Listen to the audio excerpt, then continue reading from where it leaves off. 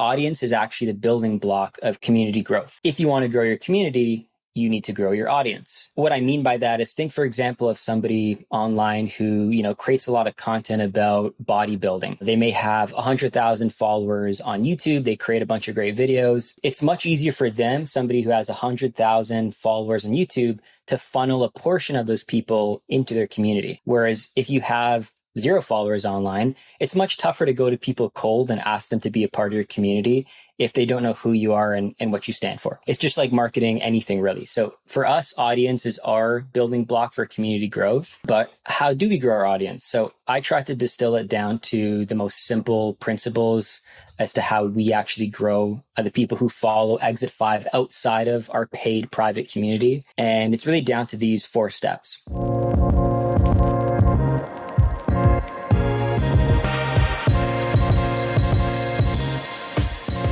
Excited to have Matt here, who's the marketing manager at Exit 5. We're going to go through the engagement and growth tactics that they have experienced. So welcome, Matt. Thank you for having me. It's great to be here. Yeah. Okay. So you are running slides today. So you are steering the ship. If you want to go next, we can do a quick intro into who we are, and then we can jump in.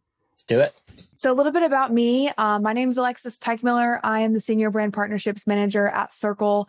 I have worked the last decade now in the online entrepreneur creator economy on the tech side, and as well as an entrepreneur myself. And so I've been at Circle for almost 3 years, love all things community, and love digging into the weeds on what makes a successful community, and Exit 5 surely is that. So I'll hand it over to you, Matt, if you want to do a quick intro. Yeah, cool. Yeah. So hey everyone, my name is Matthew Carnevale. Most people call me Matt.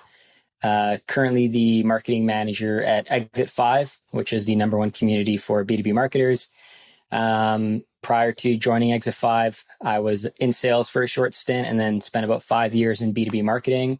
And I was a big member and fan of Exit 5 before joining the team. So it's pretty cool to work with them now and get to help them build the product that really helped me grow my career. That's amazing. And you've been with Exit 5 for 5 or 6 months now, or has it been almost a year? It's been since February is when I started full time. So around there, yeah. Amazing. Time is flying. Yeah, in startups, it's like dog years, right? It's like 1 month is like 7 months. So it feels like a lifetime. I know. My almost 3 years at Circle feels like 15. Yeah, it is. It is if you do the math. Cool. Should I move on? Yeah, absolutely. All right. Sweet. Okay, so cool. Yeah, you go ahead. You want to? No, you do. Okay, I'm just going to go over a quick agenda for the day. We're going to talk through how Exit 5 drives member growth, why they treat their community like a product, and some ideologies and strategies of why you might want to start viewing your own community as a product too. And then what they specifically did to drive 40% monthly active users, really one of our highly engaged communities on Circle. And they have a community of over 4,000 members. So with a community that big, how are they driving such high engagement? So we'll get into some of the weeds there. Sweet. Sounds good. Nailed it. Alrighty. I'll go ahead. Yeah. So I want to kind of kick this off by asking what community means to you. So there's a lot of different, I know that community is a buzzword right now. And I'm curious, when you think of community in the lens of your business, what does it mean to you? Just drop it in the chat. And while you are, Michael, I want to answer your question. Yes, we will send a recording. This is being recorded, and we'll send the recording in the next 24 hours. But yeah, when you think about community, is it about retention? Is it about providing a specific transformation? Is it about just connecting with your customers? Okay, Cassandra said community equals connection, shared experiences, and transformation. James, love that. Community is about connection and action. Yeah, I think it's a great blend of the two. So kind of be thinking around what community looks like for you. Peter says inspiration. Paul said connecting with clients and prospects. Okay, Matt, if you want to go to the next slide, this is great. For sure. A lot of good stuff in there. Cool. So our philosophy at Circle is community unlocks transformation. And a key part of bringing people together is to help them achieve something. You're helping them transform an aspect of their life. And so when we think about, you can keep going, just hit it one more time. There we go. That's perfect. So when we think about a community business model, when we look at all the thousands of communities on Circle, the core focus is they're helping a member transform an aspect of their life. And so we kind of whittled that down into three core buckets. So you're either helping someone improve their life, which is a little bit more lifestyle, a little bit more general. You're helping someone learn a skill or up level an existing skill, or you're helping someone build a career or a specific network in their career industry. So if you go to the next slide, just giving you some examples of just thinking through, like when you are looking at the community that you're building for your business, which one do you think right now you really fit in? You're helping people improve their life. Maybe that's a parenting community, wellness, lifestyle, fitness communities. That's a big one. Whether it's learning a skill, so you're teaching people about business, pricing, coding, sewing, writing, like something very specific, or building a career like a professional network, which Exit 5, the place for B2B marketers, that's exactly the bucket that they kind of fit into. So if you go to the next slide, I just want to give a very, very quick overview of some of the community business models that we see most commonly when you're talking about monetization. So we'll go to the next one and then we'll send it over to you after this. Sounds So good. the three most common community business models are paid membership communities like Exit 5. These are, communities that are providing consistent ongoing support or ongoing resources to their members. They're billed either monthly, quarterly, or annually. And again, these are evergreen and perpetual. Another really popular community business model for monetization is limited time cohort-based communities.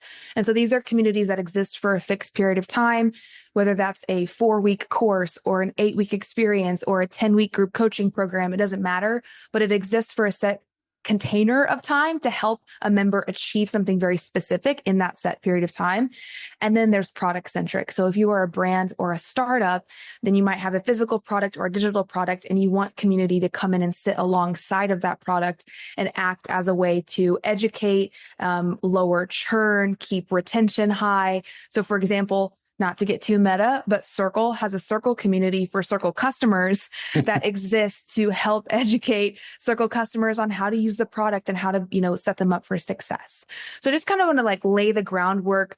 And obviously Exit 5 fits into the paid membership model, but there's a lot of different ways to do community. And so when you're thinking about different ways you want to monetize and different ways you want to support and add engagement tactics to your community, the options are endless, but we want to zero in really on how Exit 5 is doing it. So Yep. With that, handing it over to you, Matt. Cool. Thanks. That was great. Awesome overview. And we're definitely a paid membership community. And it's funny, recently in the last, it hasn't even launched yet, but we've or hasn't started yet, but we've launched it publicly. We actually are doing a limited time cohort-based community aspect within Exit 5. So we're doing something called Marketing Leadership Accelerator. It's like an 8-week program to help you get smarter about becoming a marketing leader. So it's pretty cool. You could be a paid membership community, but also run these limited time cohort based things as well. So A great call out. Yeah. Cool. So, I already mentioned my name is Matt from Exit 5. Who is Exit 5? So Exit 5 overall as a brand helps B2B marketers get smarter and grow their career, like Alexis had said. And we do that through a number of different ways. So we have a really popular podcast. We have a popular weekly newsletter, and then we have a private online community, which is the subject of today's topic, which is the number one and largest community for B2B marketers on the internet. And within the community, we have a discussion forum. So, marketers could ask other marketers questions about anything related to B2B marketing. We share resources. So we have videos, templates, a swipe file for marketers. We do events, which I'll get into later as part of our engagement playbook. And then we also have a matchmaking program. So we match members one-on-one, which I'll get into again. We have, as of this morning, over 4,400, almost 4,500 members. And it's a private community, a paid one. So you have to pay $30 a month or $300 a year to be a part of it. So with that being said, first agenda item, which I'm really excited to talk about. This is one of my most favorite topics, is community growth and how we drive community growth. So, and by the way, Alexis, jump in at any time if you think there's a question or anything, but I'll just keep ripping. Love it. Take it away. Yeah, cool. So the first part of it, and I think one of the most interesting concepts is that audience is actually the building block of community growth. So if you want to grow your community, you need to grow your audience. So what I mean by that is, think, for example, of somebody online who, creates a lot of content about bodybuilding, for example. They may have 100,000 followers on YouTube. They create a bunch of great videos, and it's much easier for them, somebody who has 100,000 followers on YouTube, to funnel a portion of those people into their community. Whereas if you have 0 followers online, it's much tougher to go to people cold and ask them to be a part of your community if they don't know who you are and what you stand for. So it's just like marketing anything, really. So for us, audience is our building block for community growth. But how do we grow our audience? So I try to distill it down to the most simple principles as to how we actually grow the people who follow Exit 5 outside of our paid private community. And it's really down to these 4 steps. So the first one is developing some kind of interesting point of view. And if you started a business or working for a business, it was started for some kind of reason. So the point of view does already exist somewhere. It's just a matter of wrangling it. The second thing is choosing, an audience or a platform to post on, which I'll get into. The third thing is actually posting and sharing content on that platform, obviously. And then the last one is just analyzing what works the best and doubling down on those messages. So with that being said, let's go into each one by one and look at how Exit 5 does it. So Exit 5's point of view is because nobody goes to school for B2B marketing. So again, we help B2B marketers get smarter about marketing. We've all been in B2B marketing, everyone who works at the company. So we know how, complex it could be and how little good information there is out there online. So that's why we created Exit 5. So that's our point of view on it. And then where we choose to share that point of view, the platform is the platform where majority of our customers hang out. Right. So for us, that platform is LinkedIn because we're a B2B, we serve B2B, and pretty much if you work for a business, you're on LinkedIn. Like everyone's on LinkedIn. If your customers are not B2B, let's say they're people who like to do gardening, maybe that thing could be Instagram, TikTok. So whatever it is, choose the platform where your customers hang out. Ways to do that. I mean, you could speak to customers. There's a bunch of different ways. If you ever want to hit me up on LinkedIn after this, we could chat about it. I'm not going to get into that now. Then once you have a point of view, you have a platform you're going to share your stuff on, you actually need to create content for that platform and share that stuff, right? It's the most obvious step. So you can see here is an example of me creating a LinkedIn post about company versus personal pages and which one you should focus on. That's a really, really popular topic in B2B marketing. So I wrote some content about it. And as you can see by the results, the post popped off, performed really well. So that's garnering attention from people in B2B marketing because I'm talking about the things that they care about, right? So it's bringing attention to me and our brand.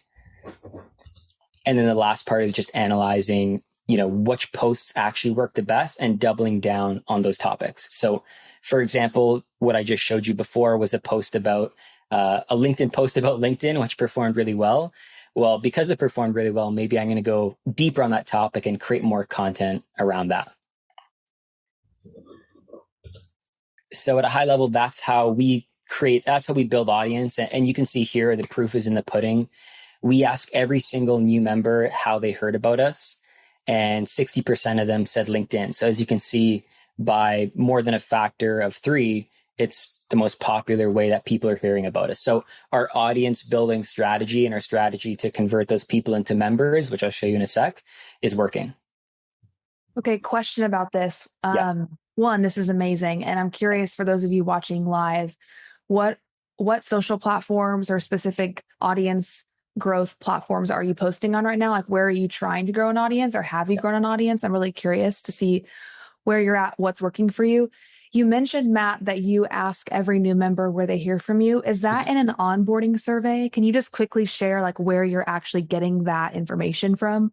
Yeah. So what we do is it's a step that happens the second somebody joins Circle. Is I think it's a type form, pops up automatically, and it just asks them like a couple questions, maybe 3 or 4, and one of them is how they heard about us. So it's set up through Circle and collected in type form. Got it. Okay. Yeah. Thank you for clarifying. Of course. And yeah, one thing I will say about platform, a lot of people are sharing it. Um, what really we post, and I'll share in a sec, we post across a bunch of different platforms, but it's important to have one that you go the deepest on, and that's like your workhorse platform. I think for every industry, like there's definitely a platform where your customers hang out the most online, or at least would pay the most attention to this kind of content. So if you're like, oh yeah, we have 5 places that we do this, but none of them are really working that well, I would challenge you and say maybe it's better to just pick one out of those 5, put all your efforts into there and try and grow there first before putting a lot of effort into the others. Cool. A lot of good answers coming through. Yeah, like I had mentioned, we build our audience in a lot of different places: podcast, newsletter, Instagram, YouTube, but LinkedIn is by far number 1 for us, and that's where we put all of our effort. Okay, one tiny question: which of these platforms requires the most work for your team? Like, which one would you say is the most time intensive? LinkedIn, and that's intentional. Okay. Our YouTube is pretty much just recordings of our podcasts that are edited, so they need to get edited. But once they're edited, we just throw that up on there. So we're not necessarily creating native YouTube content. I mean, the second one I'd say is like podcast, but podcast is just a thing to create content on the mediums. It's not the media, or it's not the channel per se. Right. But yeah, LinkedIn is where every single one of us on the team writes an original LinkedIn post every day. So okay. Yeah. Amazing. Continue. Yeah, for sure. For sure. Cool. So now at this point, we have an audience, hopefully. But once you have an audience, you have to do this thing called setting up tripwires. And for non-marketing speak, a tripwire, an example of a tripwire is like a bear trap. So a bear is walking through the forest, and at some point they step on something and it captures them and maybe pulls them up into a tree or something. I don't know. I've never set one up, but that's how I think they work. But essentially the concept of a tripwire is, you're creating this audience and you're getting traffic to your stuff. Well, along the way, as these people are coming towards your stuff, they're maybe landing on little things that'll get them to the next stage or get them to that next thing that you want them to get to. So you can see here an example of a LinkedIn post that our founder Dave wrote. And you can see right above the LinkedIn post, like not too in your face, it's just, view my newsletter.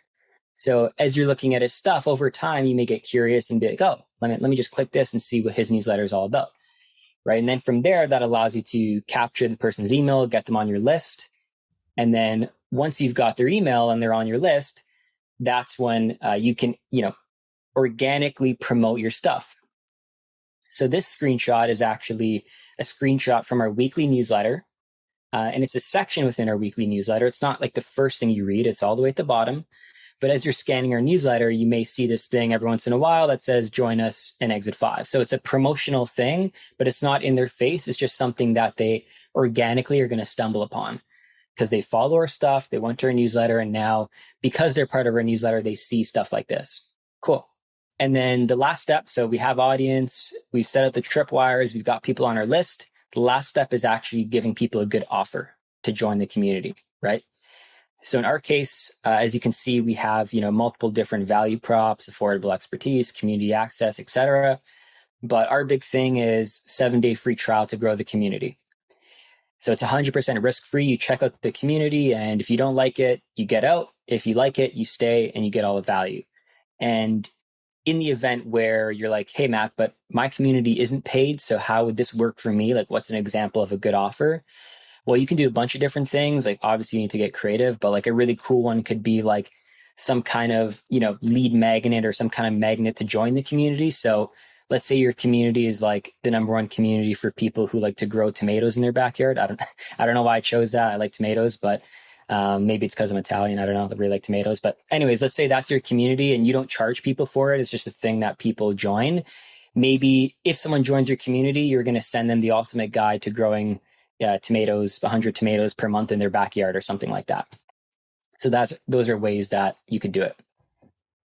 Question on this really quick, Matt. Mhm. For that 7-day trial, because I know that that's become more and more popular as a way to get people in. It's sometimes trying to showcase the value of community and talk about it is different than someone actually experiencing it, which Mhm. is why free trials are, becoming more and more popular. Yeah. Do you give them access to the entire community on the trial or to, because I know some people give just access to certain parts that are on the trial. And then in order to see other aspects of the community, it's gated. What's your methodology there? Yeah, we give them full access in the 7 days and rip it away if they don't continue their trial or if they cancel the free trial. But yeah, we get full access just because it makes sense to. Um, maybe for some people the objection is like it's more of a freemium model and it's an upsell. For others, maybe they're scared of like people, I don't know, downloading some of the resources or videos and then leaving. But for us, it's just like, here it is. If you like it, if we give away all the value, there's a higher chance that they'll stay. So that's why we do it. Got it. Thank you. No problem. Cool. And questions that are coming up in the chat, I'll just leave them toward the end, right? Yes, I am pulling them into a separate Google Uh, Doc as you speak. So we'll all right. get to all of them once you're finished. Okay, amazing. Amazing. Cool. I'm not ignoring you guys. They're just instructions. Okay, cool. So just to summarize, audience is the building block of community growth. And we do that in a number of ways. We do the point of view to platform to post to analyze method. We set up tripwires and give people a good offer to come on board and join our community. So with that being said, do you want me to handle these slides, Alexis, or are you going to? Yeah, I put this in here because I'm curious for people that are watching live, what kind of offer or product you're building and like how you want community to play a role in that. Are you building a paid membership? Do you have some sort of program that you're bringing people through? Is it digital? Is it physical? Like, would just love to hear where people are in their product creation process. It also, one, gives us a lot of context too, Matt. But yeah, what kind of offer or product are you building? And then maybe while people are chatting, Matt, um, I know that you weren't necessarily there for the early days when Dave was building out Exit 5, but did he always know that it was going to be a paid membership model? Like, what was those early decisions that he was making as he was trying to build out this product? Yeah, it's a good question. So um, Exit 5 kind of happened by accident, which I think is how a lot of good things start overall. And it doesn't have to be by accident, but essentially what happened with Dave is he was building his audience online through LinkedIn of B2B marketers. And then he had started this Patreon group, which was essentially just access to his private content. Um, and then he was adding a bunch of cool stuff in there. And then people in the Patreon were saying to him, like, oh, we would love if we can chat with like some of the other people in the Patreon group. And then he was like, oh, okay, like, why don't I turn this into a community? So that's how it happened. And I think it's interesting how it happened that way. And I think like the takeaway for that is to just keep giving cool stuff away until people kind of ask, right? It's like, if you're creating enough attention online and building audience, eventually people are just going to say to you like, hey, can you do this? Or like, can you write a playbook about this or start a community about this thing? And those are usually the things that perform the best because people are literally asking you for it. Yeah, you're kind of like seeding it and then waiting for people to say this is what I want. So Yeah. okay, in the chat, Roxanne says they have a digital SaaS platform community. Sherry said that she has a paid membership as an extension to a physical event. That's Nice. cool. These people are focused on purpose-driven personal brands and financial services. And Sherry thinks community is the next thing in our industry. I agree. Richard said we're creating a paid membership community focused on small business owners, marketing professionals. We'll offer cohorts, courses, monthly consulting, and more. Nice. Amazing. It's really helpful to see. Okay, so Asia said curriculum program. Jamie is creating a community for wellness experts to help them grow and scale their business. Oh, okay, Lauren. I'm building a chocolate discovery club Okay. with a target audience of consumers. I love this. So you can get as niche or as broad as you want. This is great. Okay, Matt, Yeah. keep going. Yeah, Lauren, by the way, if you need an in-house tester, I am open, willing to take on that role. Yeah, I'll Just send saying. you my address if you need, to send, yeah, I love that. I would love to join Yeah, the tester community. exactly. Free of charge, free of charge. I won't charge you anything. Just cool. All right. Sweet. So next part of the agenda was why Exit 5 treats their community like a product and why you should too. Cool. So why you should treat your community like a product. So I have a tendency of viewing things from a marketer standpoint, but I'm going to try and strip away the marketing talk and just talk about it broadly. But where I originally thought of this concept was that marketing doesn't help a shitty product. So if you're like me, you may have been in companies or roles before, or maybe built your own thing, and the product kind of sucks. So you try and market the crap out of it and get people to use it, but if the thing sucks, there's no product market fit, people just really aren't going to want the thing. So no matter how much you market, how much you try and grow your thing, if your thing sucks, then people aren't going to want it. And if people don't want it, they're not going to buy it, or they're going to buy it and quickly not use it anymore. The second part of that as to why you should treat your community like a product is that it's the inverse, is that the product also a crappy product creates crappy marketing. Right? If you have a good product, you likely have strong fundamentals of the business and of marketing. You have strong product marketing. And if you have strong fundamentals, you have strong marketing, right? But if you don't, you can see how that breaks all the way down the chain. So if your product sucks, your marketing is going to suck. If your marketing sucks, your product is going to suck. So it's all going to suck. You need a good product. And then the last thing is that it's just no fun. So like I said, I've been in situations before where I was working for a company and deep down, I knew that the product was no good, but you just kind of have to mandate it to try and sell it, right? So you're trying to push it either way.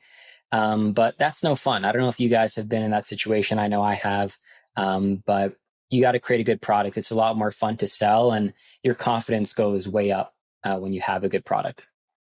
So I guess one thing to reflect is like, on yourself, it's like, is it the marketing, is it the tactics, is it the engagement, or does the product itself just kind of suck? Something to ask yourself. Cool. So what does it mean to actually treat your community like a product? So I'm not a product manager, but generally speaking, what product or builders do is they have a hypothesis as to what they think they should build. They go and test that thing, right? So they run some kind of test. And if the test is successful, they build the thing. And then once they build it, they keep collecting feedback and iterate, and then rehypothesize and test and build and do all that stuff. So it's the same with a community. Is you may have a hypothesis as to what can make your community better, right? Maybe you've had this idea like, okay, we think monthly events based on this topic would really hit. So we're going to maybe go run one next month. And then if that thing is good, we're going to build a whole calendar of monthly events. And throughout this calendar and us running these monthly events, we're going to collect the feedback and iterate and maybe run them differently. Maybe we're going to bake in a Q&A or fireside chat or do more tactical stuff. I don't know, whatever that is. Cool. So how does Exit 5 treat their community like a product? So the first thing, and maybe you've heard this advice like 100 times, and I hate saying it, but actually go speak to some of your members. I know it's one of those things where it's like, you have to do it, but don't. But if you can, try and do one maybe every 2 weeks. Some people do like office hours, so they allow members to come in and talk to them about stuff. I do like the one-on-one. I think the one-on-one is where you'll get the deepest insights. And a lot of people have similarities with one another. So even in a 4,000 person community, like you can still get a lot of value from just talking to one person. And, you can see in this screenshot, this is an example of Dan from our team doing a call with a member, typing up all the notes in Slack and sending it. So now all the stuff that I learned here is, programmed into my brain forever. I read it once and I could always think, oh yeah, I remember when that member said that this thing happened. Maybe this new feature could help them solve that. Second thing that I do that works really well is analyzing trends in Circle. So Circle has this cool thing in the back end in their analytics, which shows you which posts have been the most popular over set time frame. So that really helps me look at, what are our members most concerned about and thinking about right now. And it also goes back to that first one of building audience. Like if you want to build audience, this is a good way to look at which topics are popular within your niche. So you can see in this screenshot, like a lot of people, or two of them ask questions about LinkedIn. So, that's why I create a lot of LinkedIn content about LinkedIn, and it works really well. But even from a community perspective, like if you were running a marketing community, maybe it would make sense for you to do, one event every quarter on LinkedIn, right? Because obviously your audience cares about that a lot, which just makes your product better because it's solving the needs of your customers. Cool. And then another thing we do is we use community signals. So sometimes you will literally have people say to you, you should do this thing. And that's a great time to think, oh, maybe I should do this thing. Or at least you record it so that when you're building out the product roadmap, you can look at these things and say, okay, here's the 10 requests we got these last 6 months. We're going to go work on these two because we think they're the best two to work on. So you can see here, this person actually asked for some kind of mentorship or matchmaking program. So that gave us a good hypothesis. And then we actually went and built that thing. So we actually went and created a member matchmaking program based on what members told us they want, right? And the members were happy about it. But yeah, I want to just call out the value of this because when people are investing in Exit 5 and they're paying $30 a month, they're not just even, and this kind of iterates on this, they're not just paying for what they have now. They're also investing in the product that you are continuing to build and iterate based on their feedback. So the product's only going to get better and better and better. And so it's like they're obviously needing to get value from that month, but then they're also looking at, wow, okay, every month or so, they're listening to us. They're building more. They're making this even more, valuable, higher quality. And so I think it also helps with retention when you iterate and listen. Yeah. 1,000%. Very well said. It reinforces their desire to give feedback too, right? It's like if you're using something for a year and you keep shouting about what they should do and they never do it, either your idea is terrible or they're just not listening. And if you show people, hey, we actually listen and we implement stuff, then they're going to want to speak up and give feedback. Cool. So yeah, on this topic, you can see here, proof is in the pudding. I had somebody literally email me when we introduced it and said, such a cool idea. I love that you're incorporating so much from our member calls. Looking forward to my match. So people are literally remembering telling me the stuff. I'm building the stuff. And then they're actually going back and saying, thanks for listening and building it. So really cool loop there. And another part to this is to actually treat your launches of new features like a product launch, right? So when you do something new, you could just go to your community and say, you can now do this, right? But we actually promote it publicly, even to people who aren't part of our community. We promote the things that we're doing that are new to pull new people in and to also get as much air cover as possible. So you can see here's 3 LinkedIn posts of people from our team writing about this new thing that we're launching. And since LinkedIn is like our megaphone, we do a lot through this channel, even when we launch something. So if your channel's like YouTube or Instagram, launch through there, like do stuff on there to show what's new inside the community. Cool. And then one other thing I wanted to show you is Circle has this cool feature called the weekly digest, which is like you just open it up, you write what you want to be in your weekly newsletter to members, and then it gets sent out automatically, which I love and use all the time. And within there, we treat it like a mini product newsletter. So you can see here, like we promote any upcoming events we have, and we promote, just like number 3 is like a pro tip. It's like use the search before you ask the community, right? Because these things are features, even though it's a Circle built thing, it's a feature of our community. So we're treating it that way. And even our events, even though it's an event, it's still for us a feature of our community. So we treat it that way. So going back to the whole thing of treating your product, treating your community like a product. Cool. Awesome. So moving on to the last part, what does Exit 5 do to drive our 40% monthly active usage with a 40 for 100 person community? So first things first, why does this matter? So obviously we're a paid community, and for us, it's pretty obvious. It's, high engagement equals low churn, or, low engagement equals high churn, whichever way you look at it. So we're highly incentivized to get people engaged because it means more money in our pocket. But if it's not a paid community, if people aren't engaged, they're just going to stop using it and never come back. Like it's so hard to re-engage people if the first week or first month in their community is not good, right? So it's really important to get engagement right. It's better, in my opinion, it's better to have 10 engaged members for the next couple of months than it is to have 100 disengaged members in the next month. And just to back that up, this is a screenshot of our subscriber churn rate.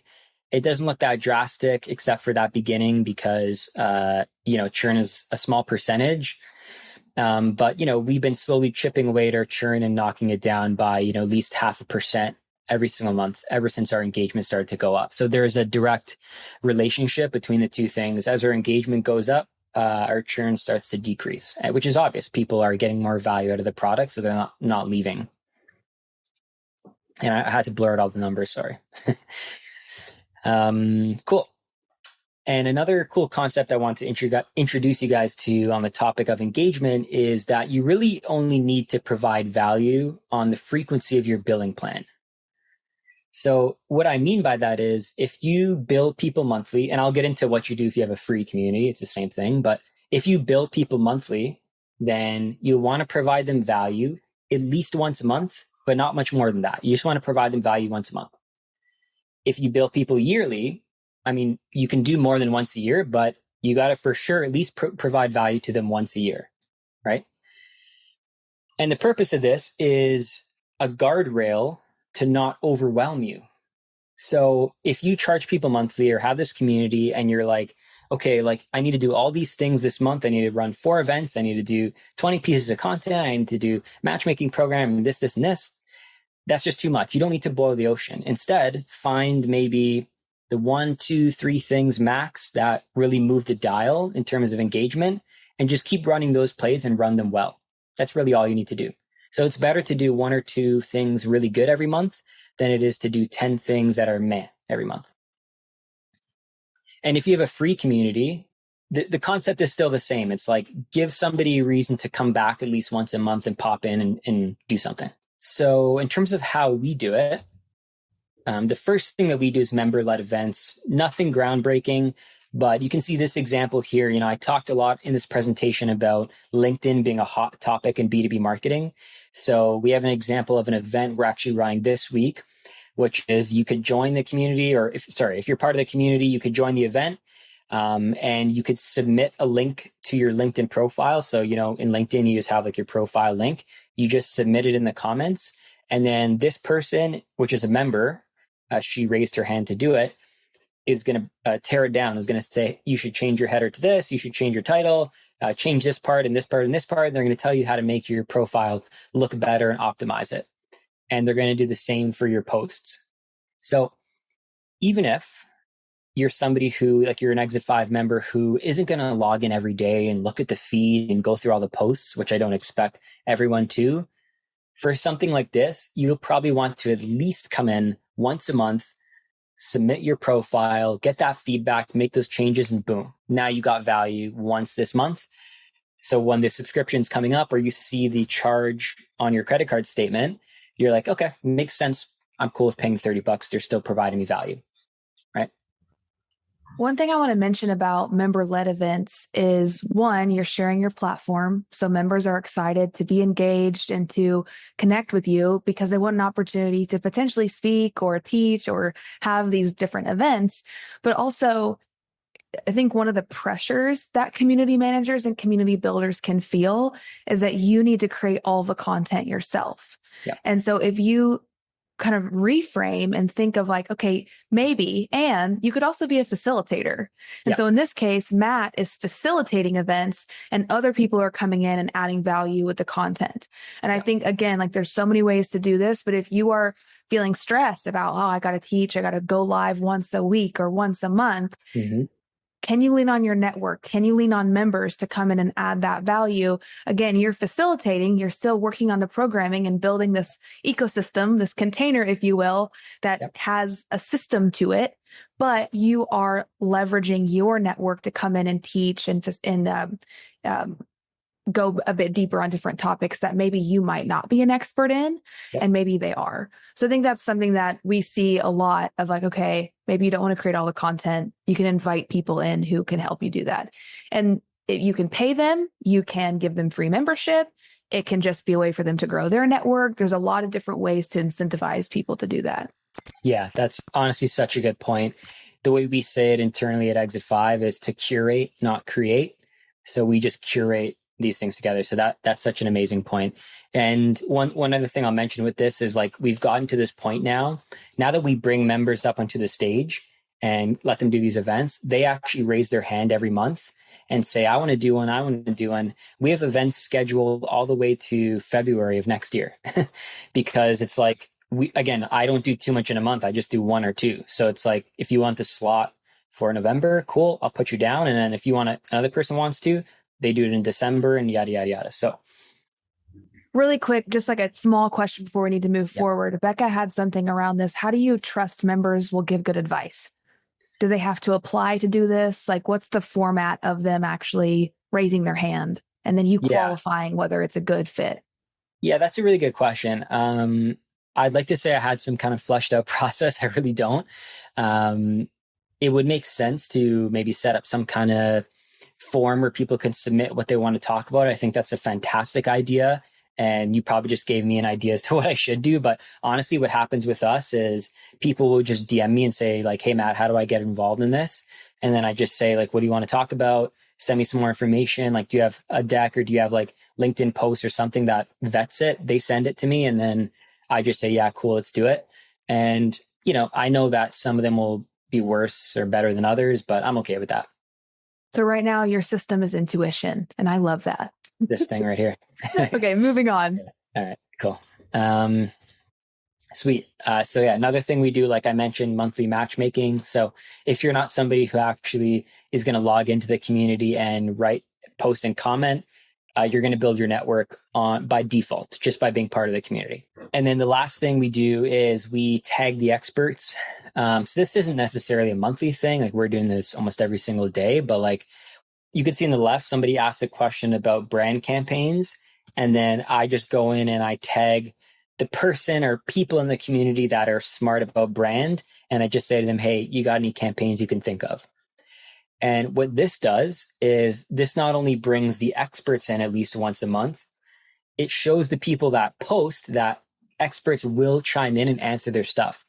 So the next time they think they have a problem at work, it's like, I know I could ask these questions because I know experts are going to help me, which, you have this question. Okay. I had a slide after this, but. Yeah, I was just curious what kind of value you want to add inside your community. So earlier I heard some people mention workshops. I heard some people mention cohort programming. Are you interested in doing accountability, member matching? Like what specific pieces of your product feature, if you will, do you want to include in your community? And as people are sharing, we can move forward because we have so many questions actually, Matt. So sure. Let's keep cruising. All right, let's do it. Cool. Yeah. So that kind of drives home the point, which Alexis already mentioned earlier, is leaning on community members to drive engagement. We're a 4,400 person community. I would like burn myself out if I tried to be the creator of all this stuff.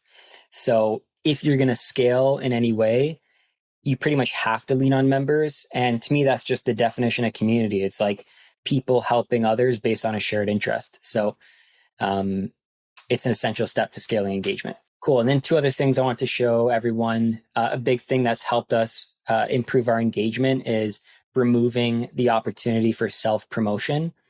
So in a lot of communities, you'll have people that'll promote their own stuff, right? So we're a marketing community. So you'd have people promote their webinars, blog posts, LinkedIn posts, whatever it is. And for most of Exit 5's lifetime, this was a regular thing that happened in our community. We had a space for it, for self-promo. But when I was making updates to the product maybe 3-4 months ago, and I was going through our feed, what I noticed was that a lot of people, there was a lot of self-promo. And I was like, hey, if I'm a member and I got to sift through all this crap just to get to the good stuff, like that's kind of a bad experience. So what I did was I just removed the opportunity for people to self-promote. So we removed the space completely. And also now anybody who does self-promote, I just take down their content or people report it and we take it down. So we don't even allow the slightest tidbit of self-promo, like nothing even close to it. And the last thing that we do is we set the stage for engagement during onboarding. So this is an email that goes out from me to all our new members, which tells them, hey, if you want to get value from Exit 5 today, go ask a question, use our search, or join our member matchmaking program. So we let them know right away what they should be doing, to like what the engagement playbook is. If you want to be successful, do this stuff. Spell it out for them. Cool. I think we've hit our end there. We have, yeah. So curious, what's your biggest takeaway from today's workshop? Sherry said this is so fabulous in all caps. Thank you very much. She said that thank you for sharing this insight and the focus on this. Yeah, curious what your biggest takeaways are. And then if you want to go to the next slide, just kind of want to share some steps on how to make the most from this workshop. The first one is the replay. We'll be sending out the replay in the next 24 hours. So that'll be in your inbox waiting for you to go back through this content anytime. Also, if you are not already using Circle and you're curious about how to build this out for your own business or brand, we actually are offering a 30-day extended trial. If you go to our homepage, there's only a 14-day trial, but we're partnering with Exit 5 just to offer an extended 30-day trial. So you can scan the QR code on the screen right now to access that. We'll also include that in the replay email. So don't stress. And then the third step is if you have questions about Circle and you want to talk to somebody on our team, if you go to circle.so/pricing, there's a button that you can actually talk to sales, and you'll fill out a short form and book a call with our team. So if you have specific product questions or you're moving platforms, I know that there was a couple questions about platforms specifically wanting to migrate to Circle, and you have those technical questions, our team is here to support you and just want to offer that as an opportunity for you to connect with them further. Okay, so with that, let's keep the screen up, and I'm going to just rapid fire some questions at you, Matt, because we've got 13 minutes and we've got 9 questions, and I'm sure more will roll in as we get going. Okay, so the first one is from Facundo, and I hope I'm pronouncing your name correctly. So they had a question around, so for starting a community under around 30 people, how much content should we drop into the community weekly/monthly? And what do you consider as a good balance between posting content often while avoiding overwhelming the community with too much content? So for a smaller community, for Exit 5, you've thousands of members. Yeah. So your members are posting content already. But for a smaller community, when you're just getting started, what do you think that balance should be?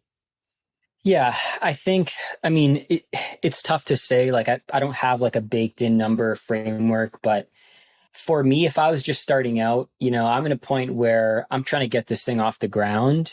I would err on the side of more is actually better in this case when you're really small and starting out, because what you're trying to do is you're trying to put enough shots on goal for one of them to eventually go in and be like, that's the thing that people interact with the most or care about the most. So hypothesize as to what you think are the content types or posts, rapid fire those off maybe for a month, 2 months. So you may need to grind it out for a bit. And then once you see the one that hits or is sticking, then you strip out the others and just do that thing once a month. Yeah. And are there specific rituals too, where maybe you post a poll where you're polling the community once a week? So it's all they have to do is click a button and engage, or is it just posting a simple question versus hosting workshops? So there's different levels of posting content and different levels of engagement. Some require obviously more prep and some don't require very much prep at all. Next question from Juan. So he said, I need to get over the famous cold start problem. So essentially he has a Circle community where they offer a course called the Growth Course and a different space that's more oriented in helping people connect. But what's happened, and Juan, please correct me in the chat if I'm not interpreting this correctly. But what's happened is people have purchased the course, but they aren't necessarily engaging. And so he has set up different daily discussions in different spaces, but he's struggling for people that they're going through the course content, but they aren't then going into the other spaces to actually comment. And he's wondering, how does he take an audience that he has already in his community and start re-engaging them and getting them building the habit of actually posting and talking with each other and not just responding to things that he's posting? Yeah, that's a good question. It's tough to say because in our situation, that is community. To me, community is people helping one another. So why that's not happening in your case, it's hard to say. It's is community what people actually want in that case, or do they just want the course? But if you find good engagement with the course content and the things that you're doing in the course, maybe you need to stretch out what happens in the course a little bit more, right? So maybe it's like, okay, this week it's a growth course. So I'm just going to maybe assume there's something on paid advertising. Maybe it's like you do the session on paid advertising, but after the session, there's follow-up stuff. It's like, hey, we did the session on paid advertising, we did Google, but we're going to do Facebook offline. It's going to be this course that we do in the community. The expert that teaches it is going to be facilitating discussions for that week. And we're going to share one of the lessons every single day. And we're going to create some kind of buzz or conversation around it. And I don't know, maybe if you're one of the top 5 most engaged members, you get the course totally for free by the end of it or something like that. Yeah, I love that. Are there ways that you can use gamification, which Circle just launched this past month? Are there ways that you can use gamification to get people re-engaged? I love the idea too, Matt. Maybe at the end of each module, you have a question that links to a space that you say, okay, now that you've learned, module 7, go to X space and this is your homework. And go, write this thing in this space. So I think there's ways to draw people from the course into spaces. One last thing, potentially do a re-engagement campaign. So could you do like a 7-day challenge or a 2-week re-engagement campaign where you are doing some sort of container inside the community that gets people re-engaged around the course and around the course content? Yeah, Okay, there's also the element of like in the onboarding, can you make it clear to people that like talking to other members is part of the ethos of the community, right? So it's like you need to teach that behavior for it to happen too. Yeah. Right. So it's okay that you're in there doing a bit of the work, but teach others that it's like, hey, like you're a director of growth, like there's a VP in here, like you probably want to talk to this person and ask him questions, right? So teach that behavior and spell it out for people. Okay, so speaking of matchmaking and tagging people in, there's been a lot of questions about that. So there was kind of 2 questions. How did you build the matchmaking program and what tool did you use for the matchmaking program? Yeah, so our matchmaking program was built on this tool called Matcha, like matcha latte, like matcha. And within that, there are parameters. So when somebody joins the program, I ask them a set of questions. It's like, what's your job title, company size, specialization? And then the tool matches people based on those criteria. So it's actually pretty low lift. Matcha does all the heavy lifting for me. I love it. And actually someone I think dropped that in the chat earlier. Yeah. Luke. Yeah. Luke said orbit.ai and then matcha. So love that. Nice. Very helpful. Okay. Next question around posting daily. So you mentioned the whole team posts daily. So there was a question from Lillian. So is your whole team a part of marketing or is there just operations management? So is it the entire Exit 5 team like post content? And then kind of a sub question, how do you determine content that's for LinkedIn and what content's for newsletters? So basically like what is gated and what isn't. Okay. So to tackle the first one, we're not all in marketing, but we all have the same goal, which is to A, grow the business and B, grow our personal brands. So for me, it's probably a deeper question, but I don't think creating content on LinkedIn is the job of marketing. I think it's the business's job to create buzz and to create brand. You want to show everyone that you guys are experts at what you do. So I think that can come from everywhere. Yeah. But we're all savvy in marketing, so it probably helps for sure. You're all B2B marketers. We're all B2B marketers. Well, except for one, which is helpful. Exactly. Okay, there was another question on. You said the other one was newsletter versus LinkedIn? Yes. Yeah, newsletter versus LinkedIn. Gated. So, like, how do you determine what content's gated? Even let's say inside the community versus what you're sharing on socials or in a newsletter. Yeah. So for community, we don't create as much content anymore. A lot of it is member led. For the newsletter versus LinkedIn stuff, I mean, don't get me wrong. You can share similar stuff on LinkedIn and newsletter, but the way to think of it is like, I think LinkedIn usually is a bit of a shorter, easier to skim version as to what's in a newsletter. Like usually people sign up for a newsletter, they're expecting a bit of a longer read. But with that being said, like, I don't really know. Depends what people want to get out of your newsletter. For us, what we typically do is LinkedIn is like whatever is topical and relevant for that time. right? So maybe I read something in the community the other day that was about LinkedIn and I want to go share it on LinkedIn. But for our newsletter, what we do is we take our most recent podcast episode and we just dive deeper on that topic. So we have some kind of cadence that we go through. So maybe that's a good way to look at it. Is like LinkedIn is like the what's top of mind, what's relevant right now, mixed in with some other stuff. Whereas our newsletter is like more of a deep dive on a topic that we know hits. And you could take the signals from social. So maybe you write on LinkedIn and you know that when you talk about this one thing that really pops off, it's like, okay, now I'm going to go into the newsletter and go deeper on that topic. Hmm. Yeah, it's also like what's trending versus expertise. Yeah. So like expertise and going a bit deeper into like what you're known for, usually like podcast newsletter, and then you're pulling that into like what's trending and relevant. So yeah, that's a great advice. Cool. Okay.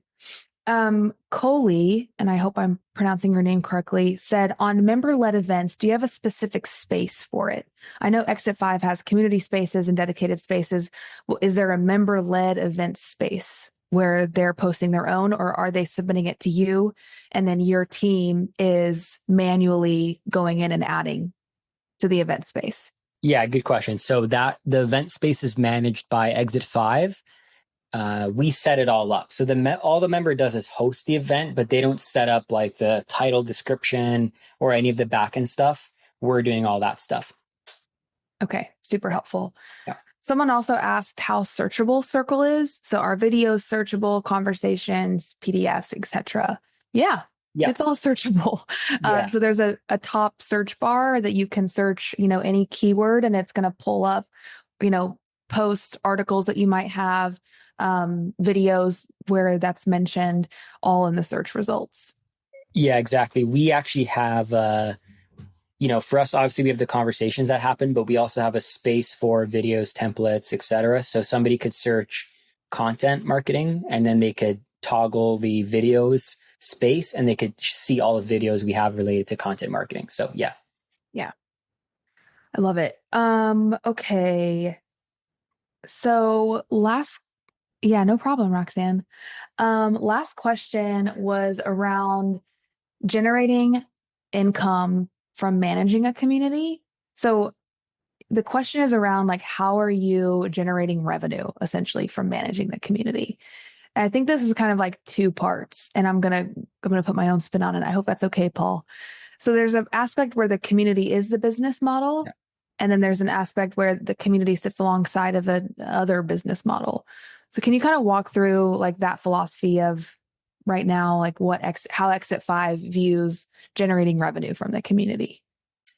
Yeah. So for us, the most obvious answer is we just charge people to be a part of our community. We're a media company, and like any media company, a lot of the content you create, you give away for free. So, our podcast, newsletter, all that stuff is just stuff we give out for free.